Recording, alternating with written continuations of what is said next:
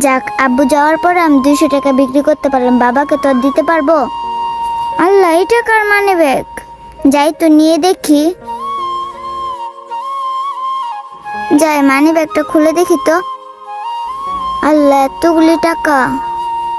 মারে, আমি একটু আড়তে দামো, একটু দোকান ধরে করিস, কোনটা কত বেচবে আমি তোরা বইলা দিই। কাঁচামরিচ 60 টাকা পোয়া, ভেন্ডি 80 টাকা কেজি, বেগুন 80 টাকা কেজি, করলা 100, লেবুর হালি 10। আচ্ছা বাবা, আমি বুঝে গেছি কোনটা কত বিক্রি করতে হবে।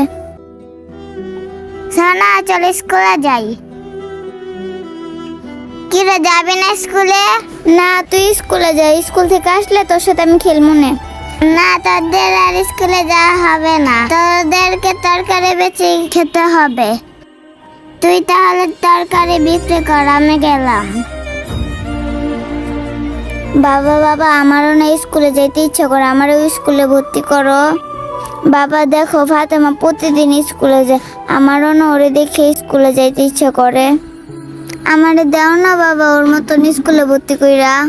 চুপ থাক, তোর স্কুলে যেতে দেবো না, তুই সবজি বিক্রি কর। আমাদের মতো গরিবদের কিসের স্কুল, কিসের লেখাপড়া? সবজি বেচে তোরা কদ্দুর লেখাপড়া করাতে পারবো না, তার চেয়ে বরং তুই সবজি বিক্রি কর।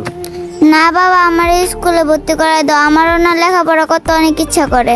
আমার সবজি বিক্রি করতে ভালো লাগে না, তুমি আমার স্কুলে ভর্তি করে